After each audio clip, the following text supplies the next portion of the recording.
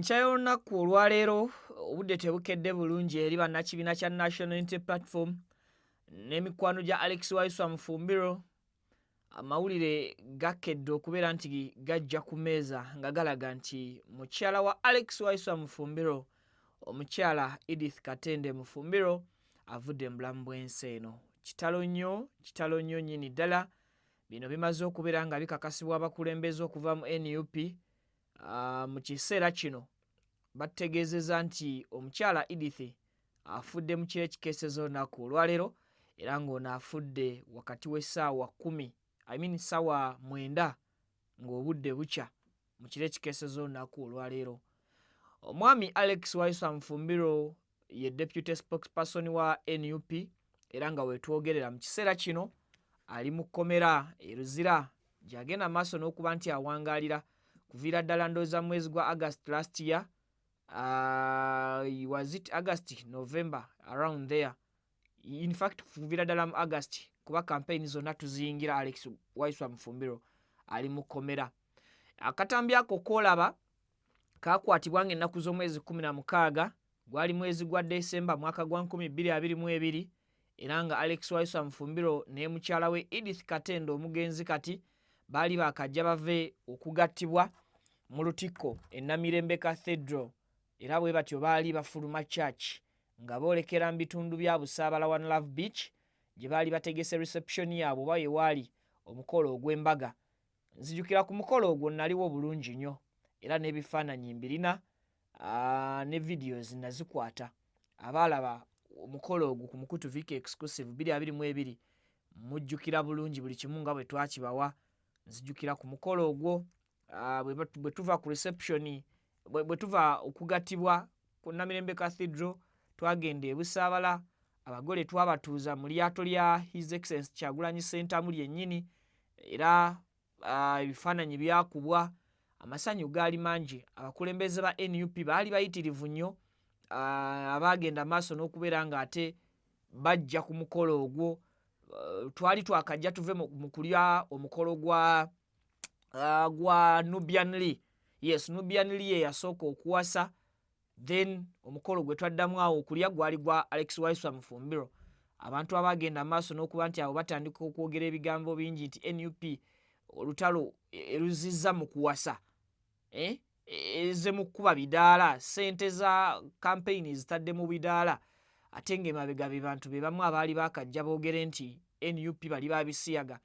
Ne tubuuza nti kakati ate bannansi naddala ba critics kiki kye basinga okubeera nga beetaaga mu nsonga zino. Naye anyway, omukyala Edith okusinziira ku kiriwo ebiseera bino byonna eby'emabega abadde nga batolinga n'obulwadde bwa kansa. Era omukyala ekirwadde ekya kkookolo oba ekirwadde kya kansa kye kimugye mu bulamu bw'ensi. Nga sinaba na kugenda mu posti ekoleddwa omukulu His Excellency Kyagulanyi Ssentamu Robert, Alex Waiswa Mufumbiro yasibibwa ku musango ogwavunaanibwa essaawa za kakati ogwa unlawful military drilling. Omusango ogwo kigambibwa nti yaguzza ng'ennaku z'omwezi 12 omwezi gw'okumeka ogwokubiri. Ffenna gwe tumanyi obulungi nti omwezi ogwo obeera ennaku z'omwezi ezo eza 12 gabeera mazaalibwa ga mwami Robert Kyagulanyi Ssentamu. Kakati abantu abasinga bonna bagamba era bakakasa ne mu kkooti baapiiringa ne bagamba nti Alex Waiswa Mufumbiro ennaku z'omwezi 12 omwezi ogwo ogwokubiri teyaliiwo ku kitebe kya National Unity Platform. Yali ali mu ddwaliro ku Mulago Cancer Institute ng'ali ku mulwadde mukyala we. Oba ntegeerekese. Olunaku lwe bagamba Alex Waiswa Mufumbiro lwe yabeera ku kitebe kya NUP ne bazza omusango gukola parade, abakulu gye bagamba nti tekkirizibwa mu mateeka. Ate olunaku olwo Alex Mufumbiro akakasa agamba n'obujulizi weebuli ng'ali ku Cancer Institute e Mulago alabirira mukyala we, ali ku mukyala we abadde omulwadde w'obulwadde obwo obwa kansa. Kyannaku nti n'okutuuka essaawa za kaakati omusango gwe gumu gwe gukyavunaanwa Alex Waiswa Mufumbiro. Twayingira akalulu nga Mufumbiro, twayingira campaign nga Mufumbiro ali mu prison. Ne tugenda mu kulonda nga still Mufumbiro ali mu prison. Ne tuva mu kulonda Mufumbiro bakyamulemeza mu prison. Omuntu eyalina omulwadde, omuntu eyalina obuvunaanyizibwa obw'enkizo obulimu n'okutaasa obulamu bw'omuntu oba okubeererawo omuntu, tuyinza obutakyogera nti okutaasa omulwadde wa kkookolo, naye at least okubeererawo omulwadde wa kkookolo, ekyo kintu ky'amaanyi. Waliwo omuntu alwala obulwadde nga walayo obulwadde bwe mukimanyi si bwakuwona, naye at least omuntu yeetaaga okubudaabudibwa, yeetaaga okubeerawo n'omuntu asobola okumutegeera, asobola okumuyambako, era asobola okumuwuliza nti ensi yadde agenda gisiibula, naye at least akaseera akasembyeyo ng'ensi agisiibula alimu n'abantu abo baayagala, alimu n'abantu baategeera, alimu n'abantu oboolyawo ababadde darling gy'ali. Kakati Alex Waiswa Mufumbiro ekyo tasobodde kubeera ng'akifuna, era mukyala wa Mufumbiro mugenzi bambi ekyo naye tasobodde kugenda kuva mu bulamu bwansi ng'akifunye. We twogerera omwami amawulire ag'okufa kwa mukyala we gamusanze ruzira, ate nga omukyala tabadde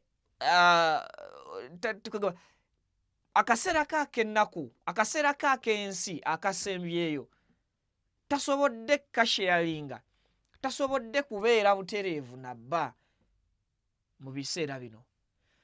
Omukyala y'oyo ebyo ebifaananyi bye twakuba ku mulundi ogwo nga tuli ku reception e Busaabala.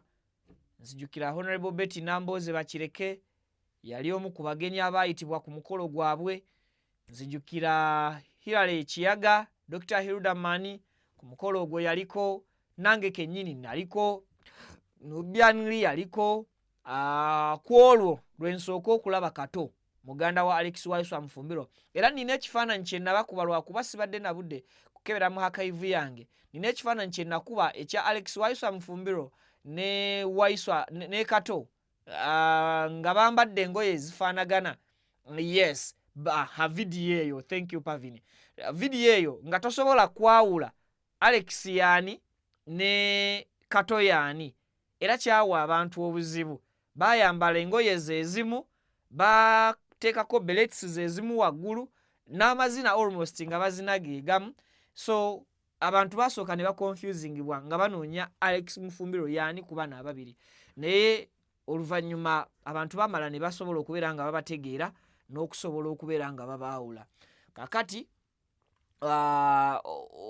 omwami mu kaseera k'obulamu bwa mukyala we obusembyeyo takabaddeemu, era nga mu kaseera kati oboolyawo amawulire n'enteekateeka gye zaamusanze mu prison bali kugezaako kulaba ndowooza nti oboolyawo anaasobola okujja okubeerawo ku lunaku olusembayo nga mukyala we asibulwa okuva ku nsi kuno oba nga aterekebwa mu nju ye ey'olubeerera.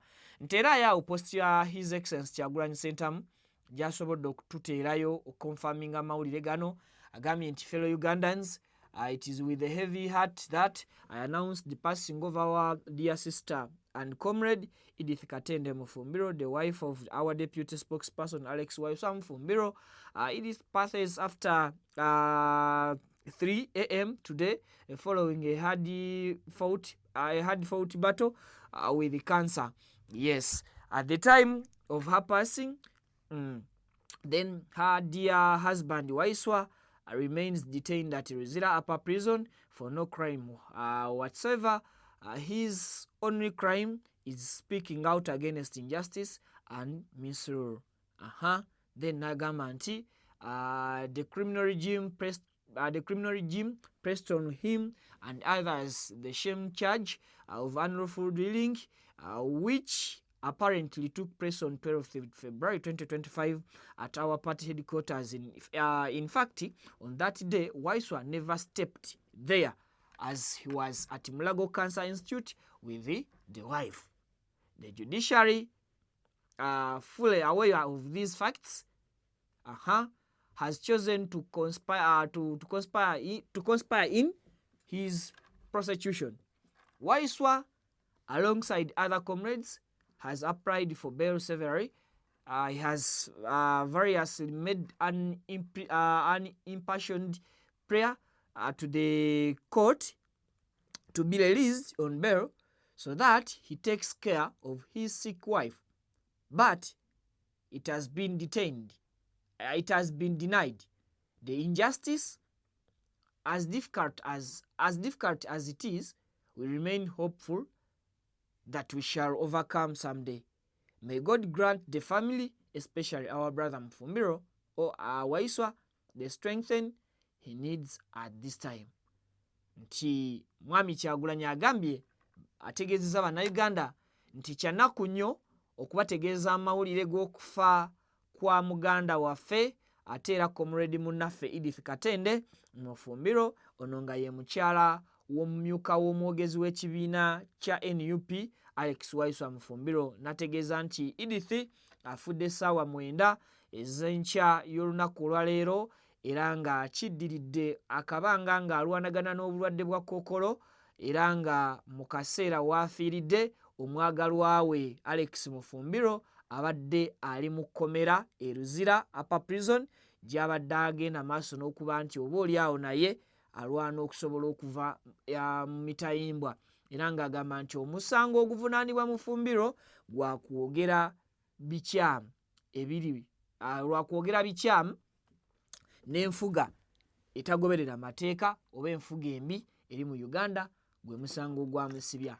Era bw'atyo n'agamba nti regimu eno ey'abantu abakyamu ennyo yagenda maaso n'okuba nti emuteekako emisango wakati mu buswavu omusango gwe yamuteekako gwa kukola dduyiro amenya amateeka era ng'agamba nti naye mu kaseera omusango gwe bagumuteekako nga bagamba yaguzzanga ennaku z'omwezi 12 mwezi gw'okumeka omwezi gw'okubiri mu 2023 era bagamba nti yaguddiza ku headquarters za NUP era n'agamba nti ekyewuunyisa ku lunaku olwo Mufumbiro teyalinnyako yadde ku kitebe kyabwe e Kavule. Ku lunaku olwo Mufumbiro akakasa bulungi nti yali Mulago Cancer Institute ng'agezaako kulabirira mukyala we ate ng'ategeeza nti ne judiciary oba ekitongole ekiramuzi ensonga eno kigimanyiiko bulungi era amazima bagamanyi. Bw'atyo n'agamba nti kooti yadde bino byonna ebimanyi naye yasigala egenda maaso n'okuba nti ewozesa omuntu gwe bamanyi obulungi nti teyakola ki teyaliiwo. Alex Mufumbiro ne bacomrades abalala oba ne bannaffe abalala bagezezzaako enfunda nnyingi okusaba bail naye nga bail egaaniddwa okubaweebwa okusobola okuva mu kkomera basobole okuwoza emisango gino nga bava wabweru. Emirundi egiwererako ddala gye bataddeyo okusaba kwabwe okw'okufuna bail, kooti yagaana okubateera kakalu kaabwe era ng'agamba nti oboolyawo singa baali bamuwa bail kyali kibadde kisobozesa Alex Mufumbiro okulabirirako omukyala we naddala mu kaseera wabadde amwetaagira mu kaseera wabadde awulira nti yeetaaga okubeerako n'omwagalwa we mu mbeera y'obulamu buno obw'ensi asobole okuba nti oboolyawo abeera butereevu naye. Mu kaseera ak'okusoomoozebwa kano bwe kati tusaba mukulu Alex Waiswa Mufumbiro Omukama amusobozese akugumye akuyamba akuwe strengthen obuvumu obwo tukimanyi nti oli musajja mugumu naye kino kizze kikutudde enteegateega ate bw'ogattako ebizibu by'ekkomera by'olimu si kaseera kangu si kaseera koomala gagamba omuntu nti nkategeera. Yes, kaseera kazibu nnyo nkimanyi ne basibe banno gy'oli amawulire gye gaakusanze baakugumiza baakusaasidde naye wanera wensinziira abantu abatalina misango gino oba abantu betumanyi obulungi nti baateekebwako emisango mu bumenyi bw'amateeka emisango gibagibweko kale baweebwa omukisa emisango gye bazza si gya nnaggomola baweebwa omukisa bagiwoze nga bava waka. Wano John Bosco Kibalama yabuzibwawo abafamire ye ne banoonya John Bosco Kibalama tuziise famire kumpi yonna eyagala kuggwawo esigaddemu baana ba mugenzi Bosco Kibalama bokka baana be basigadde Taata wa Kibalama ye yasooka okufa. Maama wa Kibalama ndowooza naye maama yakyaliwo. Taata wa Kibalama ye yasooka okufa. Omukazi naye n'afa. Kakati famire yonna eggwaawo. Naye nga n'omuntu waabwe tebamanyi wa gy'ali. Alex Waisa Mufumbiro, obukakafu bwe buba nga weebuli obulaga nti ng'ennaku z'omwezi 12 omwezi gw'okubiri omwaka gwa 2023 yali ku Cancer Institute e Mulago. Lwaki ate mumupuresinga ku baali mumwataakinga ku baali ku kitebe ekavule nga teyaliiyo? Kale prove it. Mu kiproving bw'aba kituufu yaliwo naye nyigira mu kye muyita unlawful drilling, mumuwe bbeetu kubanga ne unlawful drilling si butujju. Yes, tebavunaanibwa musango gwa butujju. Unlawful drilling baali tebakola butujju nti gwe musango ogubavunaanibwa, era baali tebakola musango gwa treason nti baali balya mu nsi yaabwe ki, baali balya mu nsi yaabwe lukwe. Omusango gwe baliko guli bailable, guweebwa ebbeetu omuntu okuguwoza ng'ava wabweru. Mwe lwaki temwagala muntu ava wabweru awoza musango? Ng'ababba amabaati nga balina n'obujulizi babbye mabaati g'abanaku mwabata. Nsonga ki eyabaleetera okulowooza nti Alex Mufumbiro gwe mumanyi obulungi alina amaka, alina omukyala, alina abaana, alina obuvunaanyizibwa obw'enjawulo, alina duties ezimuyita, nti tasobola kubaako location oba address wasangibwa mu kaseera nga mumwetaaze okukomawo mu kkooti. Ne mugamba nti kemukole kimu kya kumuggalira mabega wa mitayimbwa. Ne muteekako emisango egy'ennakawa nti yali akuma omuliro mu bantu okutta musirikale. Ebyo ne bibula obujulizi obubulumiriza. Nera ne musigala nga mudetaininze omuntu. Ne mugamba nti kati singa wano tumuta tugenda kuswala. Of course judiciary mwaswala, prosecution mwaswala, omuntu mumutaddeko emisango mukizudde nti emisango gye mutaddeko tegyaliyo, ate omuntu oyo y'omu temumuliyiridde. Wano mu Uganda tuvaluingako ditayimu y'omuntu. Wano bwe bakusiba emyaka 7 ne bakizuula nti emyaka 7 ekyakusibya si gwe wakikola, tebakukompasetinga. Ne bw'oba wali Uganda, ne bw'oba wali Vicky versus Uganda, gavumenti nga yekuvunaana. Gavumenti bwe bagiragira ekuliyirire, gavumenti yeewuluntaza negaana okukusasulira olw'obudde bw'emyaka 7 gy'omaze mu kkomera. Okuva mu mwezi gwa August mpaka mu mwezi gw'okuna gwe tulimu, tugenda kumpi twasukka dda mu kitundutundu ky'omwaka. Giri myezi 4, gino emyezi emirala 3. Alex Mufumbiro atambuza mwezi gwa 8 ng'ali ku limandi mu misango. Omuntu ali mu kkomera emyezi 8 ng'asabye ebbeeyire emirundi egisukka 4, ng'alina mukyala we wabweru, alina amaka ge, alina abaana, alina emirimu gye. Emirimu egyo bw'ava mu kkomera, kale katugambe omusango singa gusangiddwa nga teyaguzza, mutuuse mutandise muli mu trial, ne bakizuula nti obujulizi tebuliiwo, n'abasinga bizinesi z'omusajja oyo ezifudde emyezi 8, ani agenda okuziriwa? Ani agenda ozikompasetinga? Abaana b'omusajja kakati maama avudde mu bulamu bw'ensi, mugenda kusigala mu detainees omusajja mu prison. Taata waatabadde, maama nga mulwadde, abaana babadde basoma batya? Tujjewo bino stories z'okuba nti NUP erimu abakulembeze abasobola okuweerera abaana ba Alex Waisa Mufumbiro. Tudde ku muntu ssekinoomu. NUP n'aweerera buli mwana wa musibe? Ekitongole ekiramuzi, abawaabi ba gavumenti, ba DPP, lwaki mmwe Eva mukkiriza offices ze mulimu okuzizanyiramu ebyobufuzi.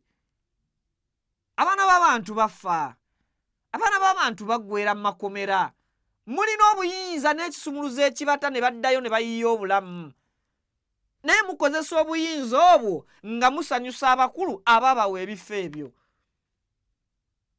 Abo ababawa ebifo ssaawa yonna bafa. Bakulu kummwe mmwe muli bato. Ekinyumira mmwe mulina emyaka gya kivubuka. Ababawa ofiisi ezo bali mu biro byabwe ebisembayo enjuba egolooba. Naye mmwe mugaanye okutegeera nti bali ssaawa yonna ensi bagivaako, nti n'emyaka bo gye balimu tebakyakwatibwa nsonyi because bakimanyi tebakyaweza myaka 2 ku nsi. Ne kati gw'ogenda kuwangaala otya ng'ovudde mu kifo ekyo mu ofiisi eyo omukulu ali mu biro bye gye yakuwa, gwe n'okola osanyuse yakuwa ofiisi nga ye ali mu biro bye agolooba, at the same time naawe n'ogondera ebiragiro bye, naye nga bootulugunya muli mu myaka gye gimu, b'oimplementingirako ebiragiro by'oli ali mu biro ebisembayo, ye akyali muvubuka nga ggwe. Emyaka gy'olina okuwangaala gy'alina okuwangaala. Oli ajja kuva mbulamu, ajja kuva mu ofiisi eyo oba mu kifo ekyo, gwe weesange n'ono oli mugamba ki? Mbw I was serving my master, nali nsavinga supreme wange.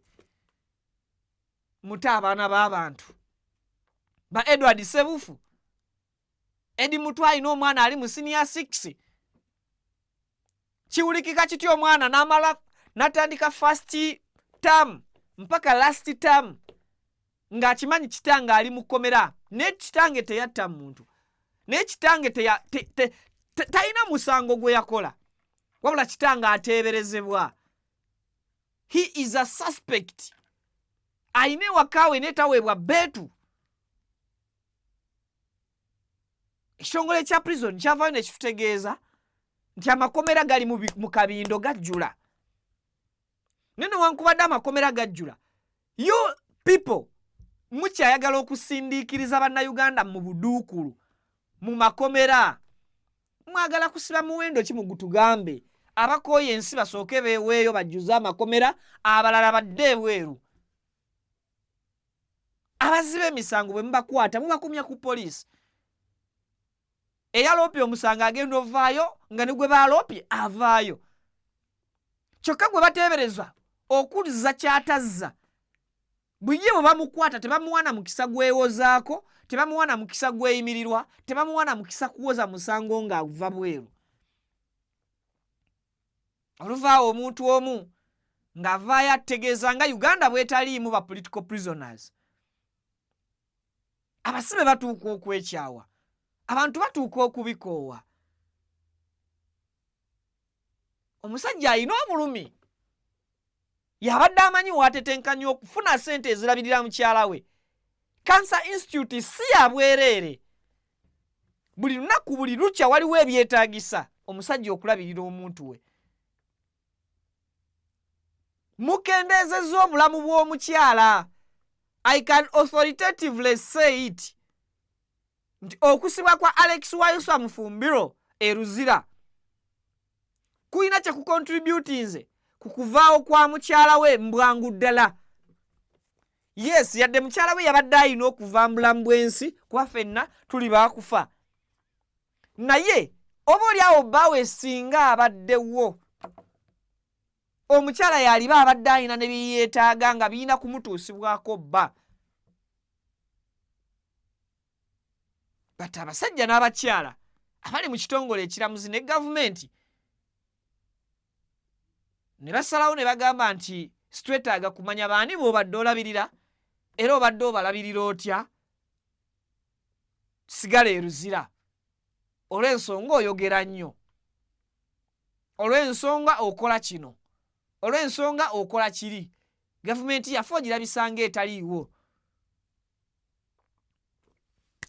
Madam Edith Katende Mufumbiro, may your soul rest in eternal peace. Mukama akusonyiwe buli kimu kyonna ekyakusobako ku nsi, ate era n'abo abakuyisizza obubi ku nsi. Mukama abasaasire. naye bwe kibanga kirimu abo abakuyisizza obubi ku nsi nga bakikola bugenderevu naddala mbulumi bwa bbaawo, abo bo Mukama tabasonyiwa. Abo Mukama tabasonyiirawo. Kitalo nnyo musajja wattu, obulumi bwalimu eruziraawo.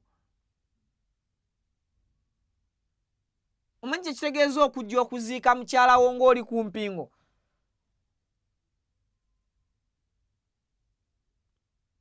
Omusajja yagenda kujja aziike mukyala we nga ali ku mpingu.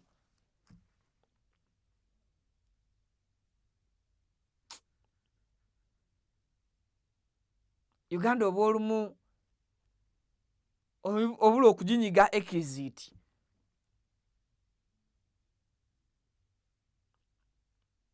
Byannaku bitalo nnyo nnyini ddala.